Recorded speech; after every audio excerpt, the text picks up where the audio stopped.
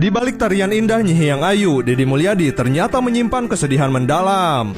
Kemarin KDM sempat curhat di depan para pegawainya. Dia menjelaskan betapa beban berat yang harus dia pikul sebagai ayah dari Nyi Hiyang. Dalam satu waktu, KDM harus ada dalam dua posisi penting. Satu menjadi ayah dan satu lagi menjadi ibu. Bahkan KDM mengatakan jika dia takkan pernah menikah sebelum mendapat restu dari Nyi Hiyang Ayu. Saya kan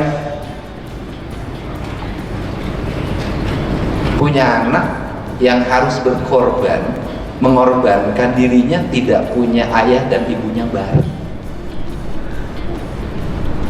Dan ini saya sebagai seorang ayah harus bisa memahami. Memahami apa? Memahami psikologinya. Psikologinya, karena saya memahami psikologinya, maka saya harus hadir dalam dirinya. Karena saya harus hadir dalam dirinya, maka dia harus segalanya. Karena dia harus segalanya, saya harus berkorban juga untuk dirinya.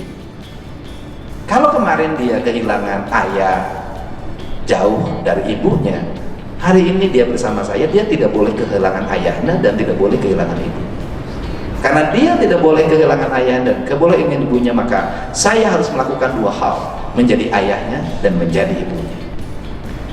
Nah, karena saya harus menjadi ayah ibunya, maka dia harus memiliki saya seutuhnya. Karena dia harus memiliki saya utuhnya, maka saya putuskan selama dia belum mengizinkan saya menikah, saya tidak akan pernah menikah. Itu sumpah saya. Dan ini cara, kenapa? Ini cara laki-laki, cara seorang ayah menghargai anak. Jadi kalau saya Nyi Hiyang itu, kalau Nyi Hiyang besok ayah nikah, saya nikah. Kalau kata Nyi Hiyang ayah nggak boleh nikah, saya tidak akan nikah. Selama dia, kenapa? Saya ingin minta keriduan dari dirinya. Kenapa? Karena dia bagi saya adalah hati, rasa, dan cinta yang tidak bisa diganti oleh anak.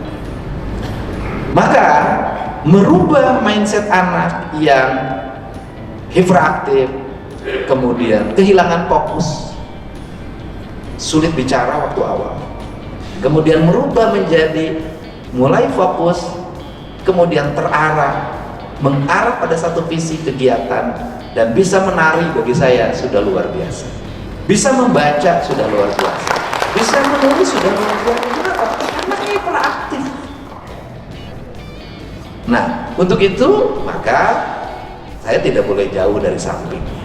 Karena saya tidak boleh jauh dari sampingnya, kemanapun saya pergi dia pasti ada di sisi saya. Dan yang terakhir, ya pola kita berbeda, Pak. Saya tidak pernah memahami sebuah campaign komersial itu dilakukan dengan pola